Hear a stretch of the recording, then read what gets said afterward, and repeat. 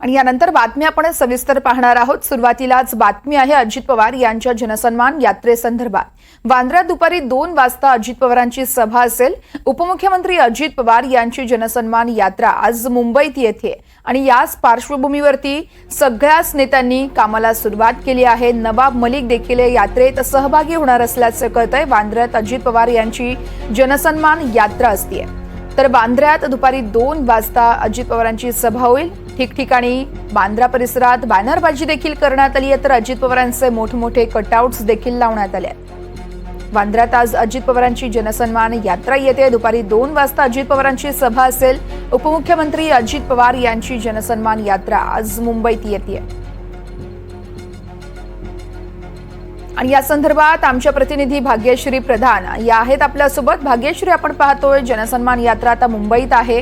अर्थातच या यात्रेमध्ये मलिक देखील सहभागी होणार असल्याचं कळतंय। या यात्रेचा संपूर्ण रूपरेषा नेमकी कशी असणार आहे, संपूर्ण तपशील द्याल? नक्कीच वर्षा, आपण आहोत आता चेंबूरच्या परिसरात मी उभी आहे। खरं तर अजितदादांची जी एंट्री आहे ती मुळात इथनं होणार आहे आणि इथे मोठे मोठे कटआउट्स लावण्यात आलेले आहेत, बोर्ड्स लावण्यात आलेले आहेत। विशेष म्हणजे सना मलिक शेख, ज्या नवाब मलिक यांच्या मुलगी आहेत, त्यांनी देखील इथे मोठे मोठे बोर्ड्स लावलेले आहेत। त्यामुळे नवाब मलिक या यात्रेत सामील होणार का, हा सगळ्यात मोठा प्रश्न उपस्थित झालेला आहे। कारण आपण जर बघितलं ह्याआधी तर भाजपने एक नाराजी देखील नवाब मलिकांना घेण्यासंदर्भात अजित पवार गटाकडे व्यक्त केलेली पाहायला मिळाली होती। आणि ह्या सगळ्यानंतर आता नवाब मलिक आज जी यात्रा होणार आहे त्यामध्ये पुढे सरसावलेले पाहायला मिळतात। ही जी यात्रा आहे वर्षा, ती पहिले खरं तर झिशान बाबा सिद्दीकी जे आहेत MLA वांद्रा ईस्टचे, म्हणजे आमदार जे आहेत, त्यांनी ही सगळी यात्रेचं आयोजन केलेलं पाहायला मिळतंय। यामध्ये बाईक रॅली असणार आहे। त्याचबरोबर महिलांची जी लाडकी बहीण योजना आहे त्या संदर्भात अजितदादा महिलांशी देखील संवाद साधणार आहेत।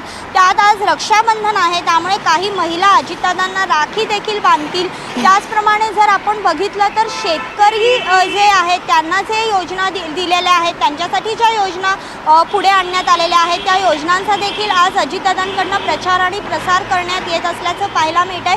कारण बोर्ड्सवर जे कटआउट्स लावलेत किंवा जे फलक लावलेत त्यावर देखील या योजनांसंदर्भात उल्लेख केलेला पाहायला मिळतोय। आपण जर बघितलं तर सुरुवातीला बाईक रॅली आहे, त्यानंतर मग सिद्दकींबरोबर काही संवाद असणार आहे, त्यानंतर पुन्हा एकदा महिलांसोबत संवाद असणार आहे, त्यानंतर सभा असणार आहे। आणि हे सगळं जे आहे ग्राउंड नंबर 5 जे आहे गव्हर्नमेंट कॉलनी इकडे असणार आहे। काही भाग जो आहे तो चेंबूरमध्ये असेल, काही भाग बँड्राला असणार आहे। अशा विविध ठिकाणी हे आयोजन करण्यात आलेलं आहे। ही जी सुरुवात आहे ही 12:30 वाजता होईल आणि संध्याकाळी 4:30 वाजेपर्यंत हा कार्यक्रम सुरू राहणार आहे। त्यामुळे वाहतूक पोलिसांनी देखील काही नियोजन केल्याचं समोर येतंय। मात्र ते कसं असणार आहे हे अद्याप हातात आलेलं नसलं तरी ठिकठिकाणी वाहतूक पोलीस उभे असल्याचं पाहायला मिळतंय। आणि जे कटआउट्स आहेत ते देखील मोठ्या प्रमाणात ठिकठिकाणी लागलेले पाहायला मिळत आहेत। वर्षा, निश्चितच भाग्यश्री, या यात्रेसंदर्भातले प्रत्येक अपडेट जाणून घेत राहू। तुर्तास धन्यवाद दिलेल्या माहितीसाठी।